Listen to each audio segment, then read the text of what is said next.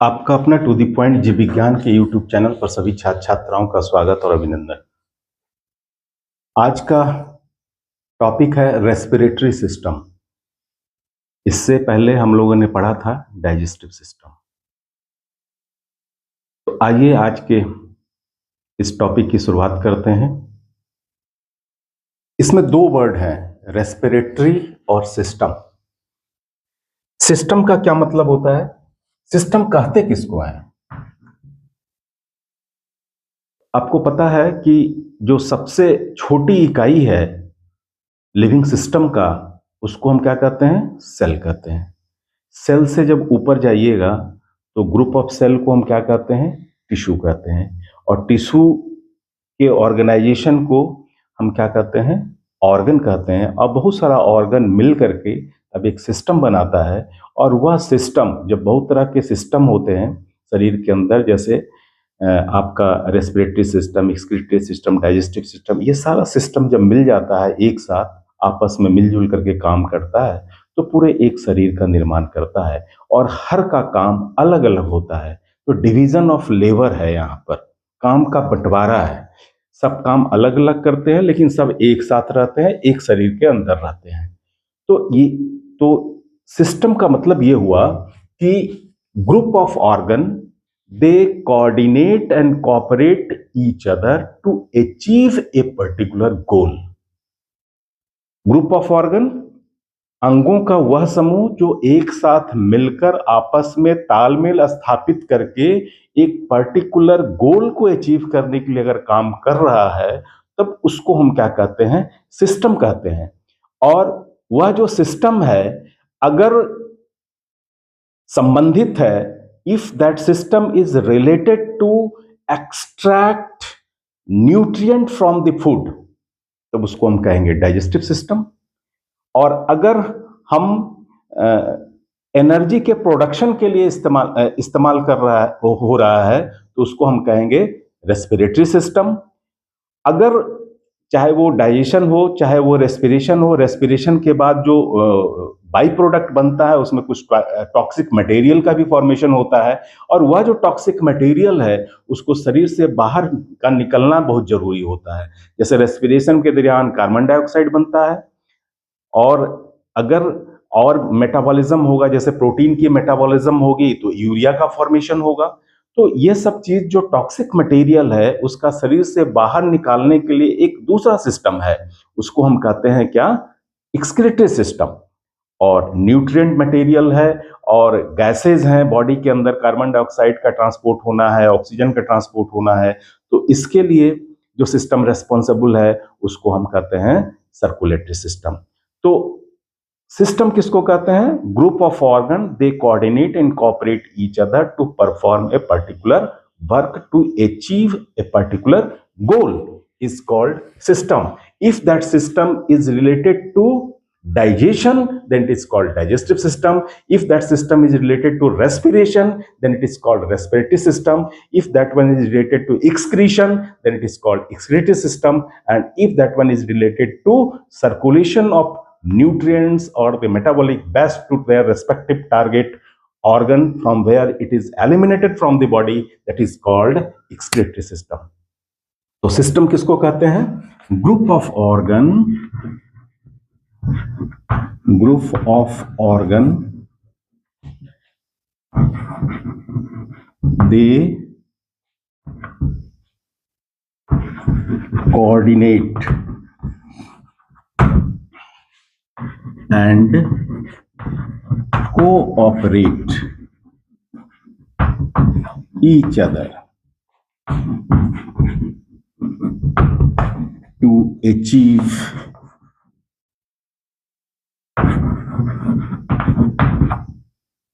a goal।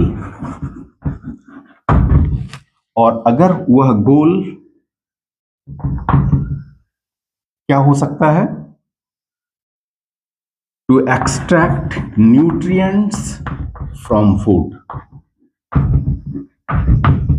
to extract energy from fuel,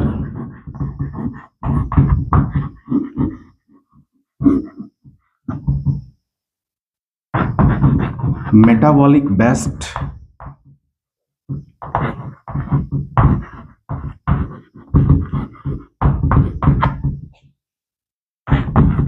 तो remove करने के लिए, और चाहे वो फूड मटेरियल हो या मेटाबॉलिक वेस्ट हो, उसको अगर शरीर से बाहर निकालना है तो उसके लिए क्या होगा, circulatory system.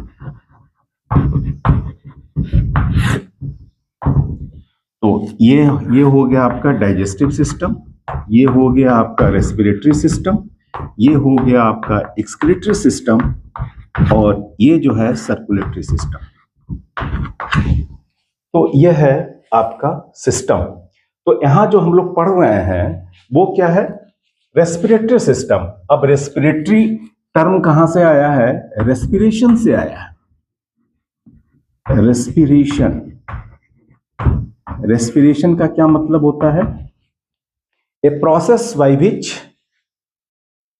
System obtained energy या extract energy to perform their different vital activities.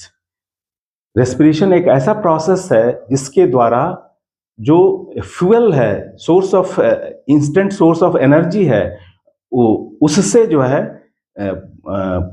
Energy को एक्सट्रैक्ट करने का जो प्रोसेस है उसको हम क्या कहते हैं, रेस्पिरेशन कहते हैं। तो respiration a process to for energy. Energy किस लिए चाहिए, to sustain life, to sustain और मेंटेन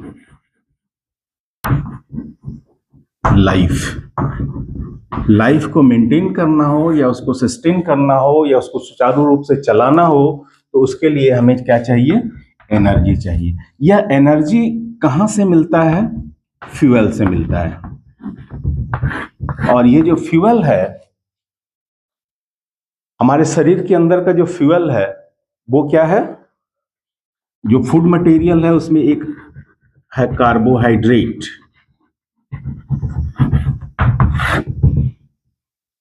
तो ये है बॉडी का फ्यूल। और इसमें से भी इसका जो मोनोसैकेराइड्स है ग्लूकोज,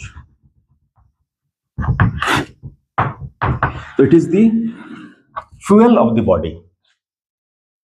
लेकिन सिर्फ कार्बोहाइड्रेट से ही एनर्जी नहीं मिलता है, हमें प्रोटीन से भी एनर्जी मिलता है और लिपिड से भी एनर्जी मिलता है। लेकिन जो फर्स्ट सोर्स है एनर्जी का वो हमें किससे मिलेगा, इसी कार्बोहाइड्रेट से। उसका एक फॉर्म है जो सिंपलेस्ट फॉर्म है ग्लूकोज, उससे हमें एनर्जी की प्राप्ति होगी। तो यह है आपका रेस्पिरेशन और यह है सिस्टम।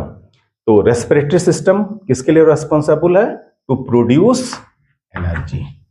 तो इस सिस्टम के अंदर बहुत सारे ऑर्गन हैं और वो सारे ऑर्गन के अलग अलग काम हैं, उन सब के बीच में आपसी तालमेल स्थापित होगा और तब जाकर के एक फिजियोकेमिकल प्रोसेस के द्वारा एनर्जी का प्रोडक्शन किया जाएगा। तो इसमें दो प्रोसेस है, एक फिजिकल प्रोसेस है और दूसरा केमिकल प्रोसेस है। एनर्जी ग्लूकोज के अंदर, ग्लूकोज का जो मॉलिक्यूलर फॉर्मूला है वो क्या है, C6H12O6, इसको कहते हैं ग्लूकोज। अब ये जो ग्लूकोज है इसमें 6 कार्बन होंगे। तो एनर्जी कहां स्टोर है, इस बॉन्ड के बीच में। ये जो बॉन्ड है लॉक्ड इन बॉन्ड, एनर्जी जो है बॉन्ड के अंदर लॉक्ड है। इस बॉन्ड को अगर हम तोड़ते हैं तब जाकर के एनर्जी मिलता है। तो ये तो हो गया कि ह्यूमन लिविंग सिस्टम के अंदर जो फ्यूल है उसको हम कहते हैं ग्लूकोज, जो इंस्टेंट सोर्स ऑफ एनर्जी है। लेकिन अगर आप लिविंग सिस्टम से बाहर आइए और वहां एनर्जी की बात करें, तो जैसे खाना बनाने के लिए जो एनर्जी चाहिए वो कहां से मिलेगा, अंगीठी जलाना है तो हमें क्या चाहिए, कोयला चाहिए, कोल। यह जो कोल है वो क्या है, कार्बन है। और ये जो कार्बन कार्बन के बीच में बॉन्ड है, इस बॉन्ड को तोड़ते हैं हम। ये कैसे टूटेगा? तो इसे हम जलाते हैं, बर्न करते हैं। जब ये जलेगा तो जलाने के लिए क्या चाहिए आपको? कोई भी चीज तभी जलता है जब उसको ऑक्सीजन मिलता है। तो in the presence of oxygen ये क्या होगा? इसको जलाया जाएगा और जलने के बाद तब जाकर के क्या होगा? एनर्जी मिलेगा और तब उस एनर्जी से क्या होगा? खाना पकेगा। ठीक उसी तरीके से हमारे शरीर के अंदर भी जो एनर्जी का प्रोडक्शन होता है वो क्या होता है? ग्लूकोज से होता है, जो बॉडी का फ्यूल है। तो यहां पर भी क्या है? बॉन्ड है कार्बन के बीच में। इस बॉन्ड को हम तोड़ते हैं तो ये जो एनर्जी है लॉक्ड इन बॉन्ड, इसको तोड़ने के लिए क्या चाहिए हमें? ऑक्सीजन चाहिए। तो यहां पर ऑक्सीजन कहां से आएगा? एनिमल को ऑक्सीजन कहां से मिलेगा? तो उसके लिए दो सोर्स हैं। एनिमल दो जगह पर रह सकता है, एक तो या जमीन पर रहता है और दूसरा कहां रहता है? पानी के अंदर रहता है। अगर पानी के अंदर रहता है तो वहां पर जो पानी के अंदर ऑक्सीजन डिसॉल्व है उससे वो ऑक्सीजन को एक्सट्रैक्ट कर लेगा। और अगर एटमॉस्फेयर के अंदर या जो टेरेस्ट्रियल एनिमल है वह जो ऑक्सीजन को अपने शरीर के अंदर ले जाएगा, वो कहां से ले जाएगा? 21% ऑक्सीजन है एटमॉस्फेयर के अंदर, उसको क्या वहां से वो वायुमंडल से प्राप्त करेगा उस ऑक्सीजन को। तो सबसे पहला काम होगा कि ऑक्सीजन की उपस्थिति में कार्बन डाइऑक्साइड ग्लूकोज मॉलिक्यूल को जलाना। अब जलाने के बाद तब जाकर के जो एनर्जी का प्रोडक्शन होगा, ये जो एनर्जी बनेगा और वह जो एनर्जी होगा in the form of ATP, इसको कहते हैं adenosine triphosphate. It is also known as the currency of energy. तो हमको ऑक्सीजन जो वायुमंडल में है उसको सबसे पहले अंदर लेना होगा। तो वो अंदर कैसे जाएगा? फिर अंदर शरीर के अंदर गया, मतलब वो एक सिस्टम है, रेस्पिरेटरी सिस्टम, जो नोज से होता हुआ, नेजल कैविटी से होता हुआ आपके पास लंग्स में आया। फिर लंग्स से आगे की तरफ कैसे जाएगा? डिफरेंट टिश्यू तक पहुंचना है। तो उस सारी प्रक्रिया को अब हम लोग एक डायग्राम के माध्यम से समझने का प्रयास करते हैं। तो आइए अब हम लोग देखते हैं कि वह जो ऑक्सीजन है वह किस तरीके से हमारे शरीर के अंदर टिश्यू या सेल तक पहुंचता है। तो देखिए,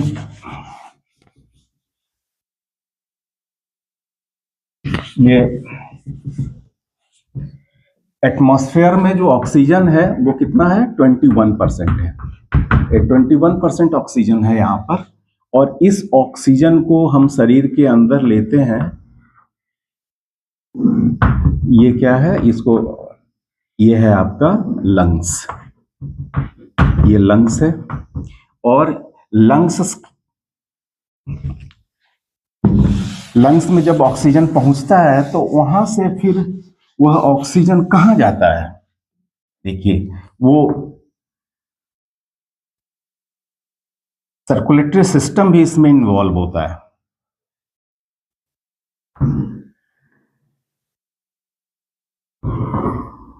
ये समझ लीजिए सर्कुलेटरी सिस्टम है।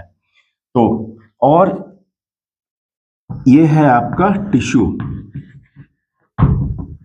ये सेल है।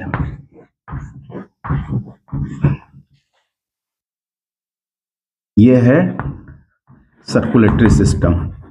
सर्कुलेटरी सिस्टम के जो कंपोनेंट्स हैं उसमें ये ब्लड वेसल्स होंगे और इसके अंदर फ्लो होने वाला क्या होगा?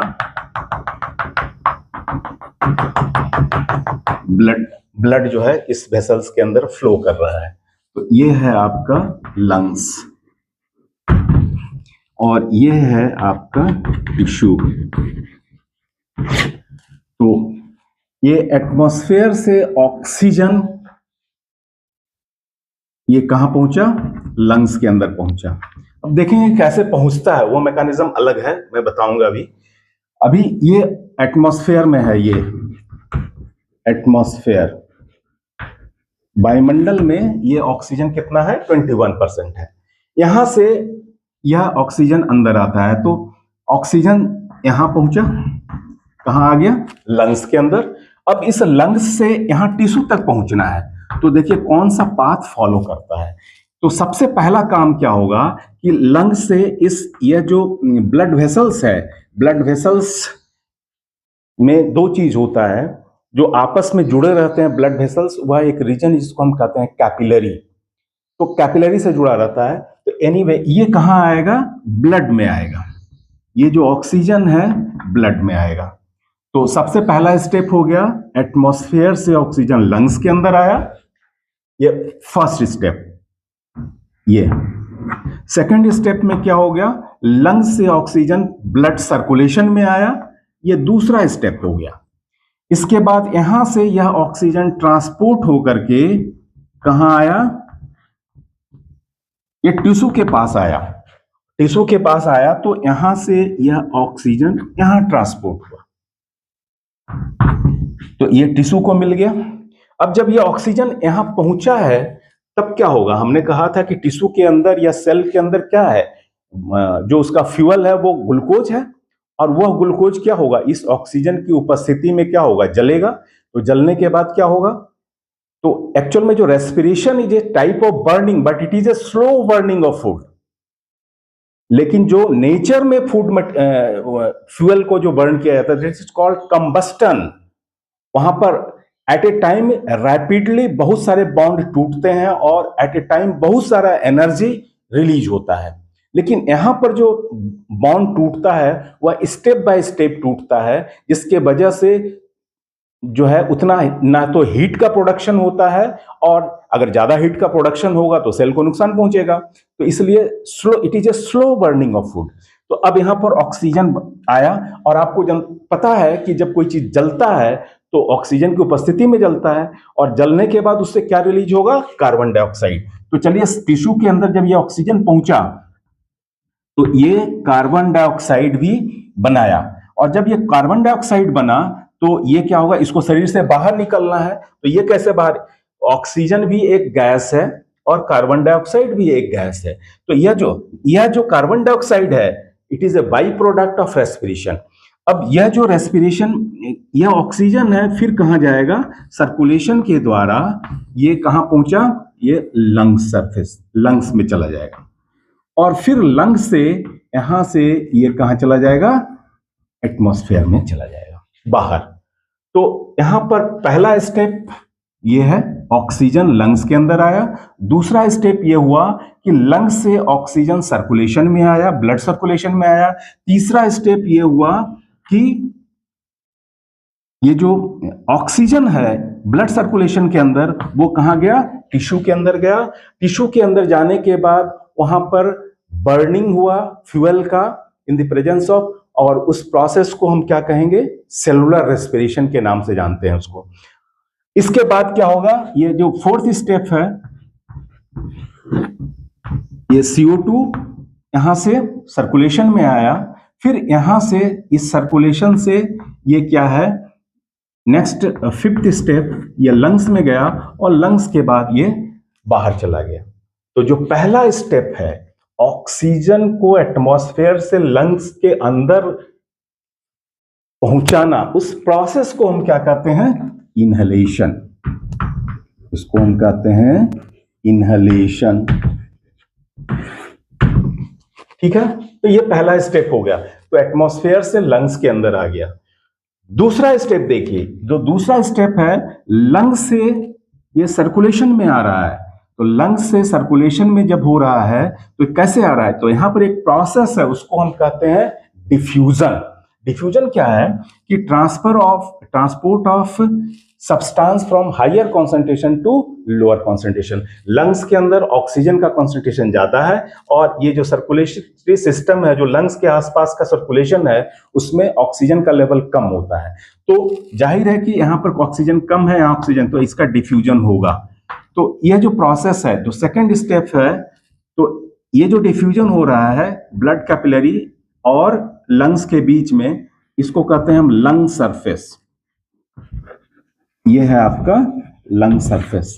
तो first inhalation, second lung surface के बाद जो डिफ्यूजन हो रहा है, इसको हम क्या कहते हैं, एक्सटर्नल रेस्पिरेशन, एक्सटर्नल रेस्पिरेशन। और डिफ्यूजन के बाद जो नेक्स्ट स्टेप होगा इसको कहते हैं हम ट्रांसपोर्ट।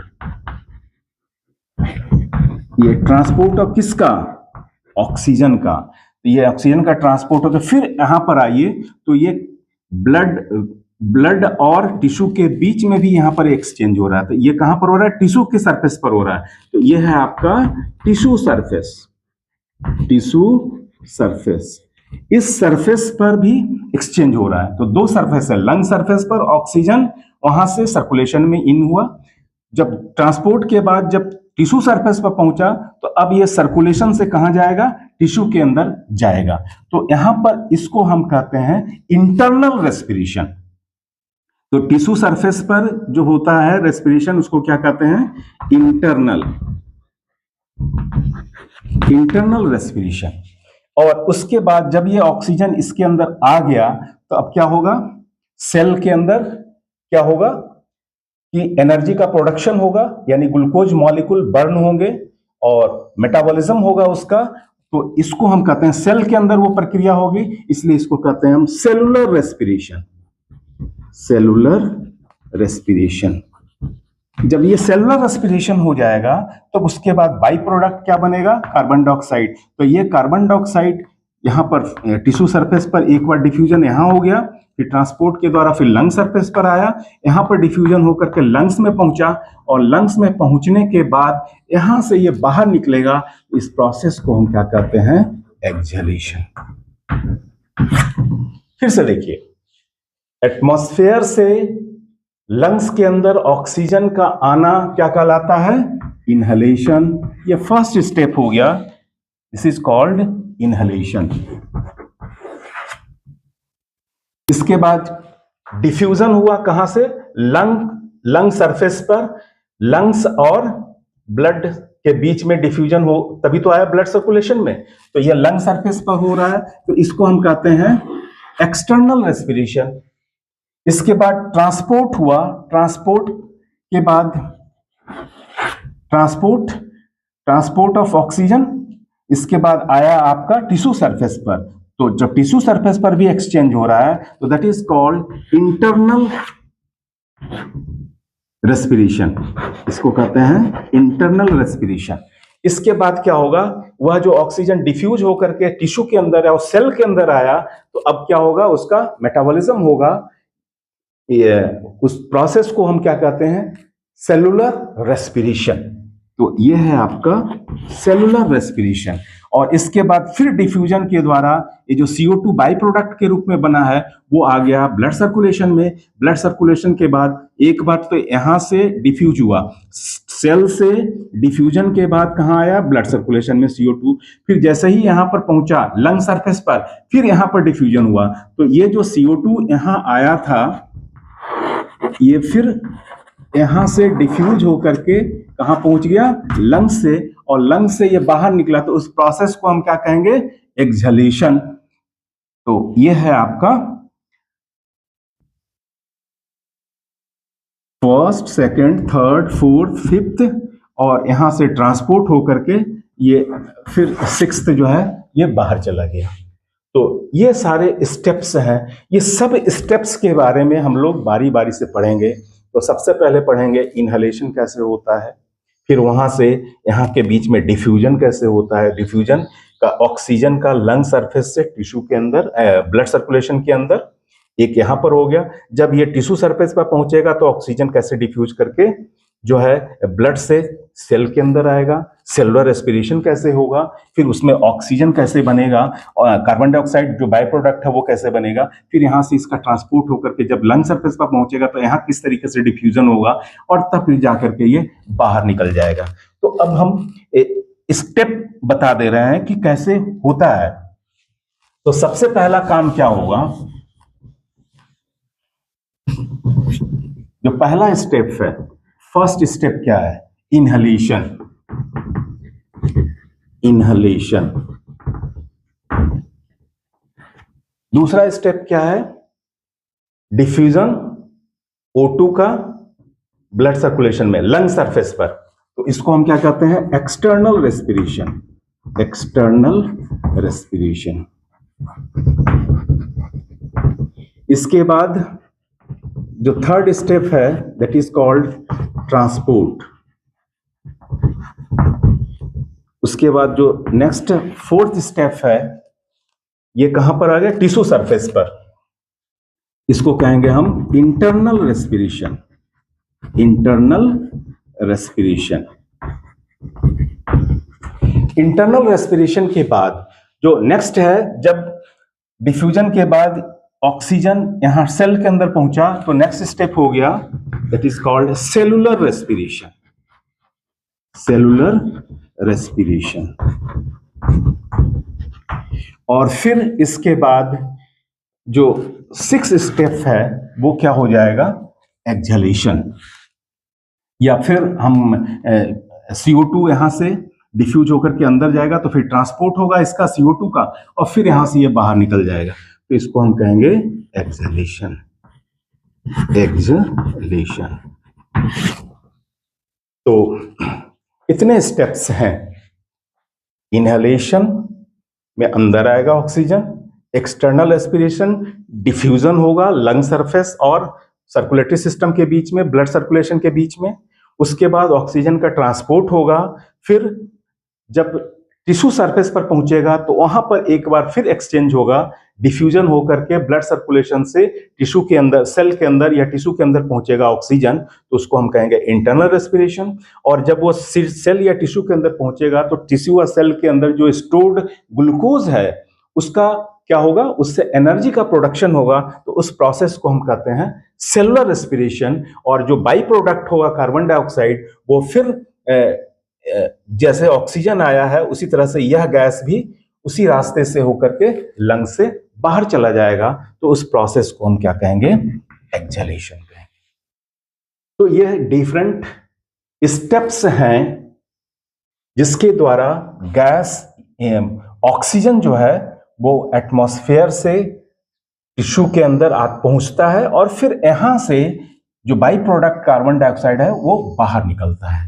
तो इतने स्टेप्स में, हर स्टेप्स के बारे में अब हम लोग डिटेल में पढ़ेंगे कि इनहेलेशन कैसे होता है, कौन कौन से ऑर्गन उसके अंदर इन्वॉल्व होता है।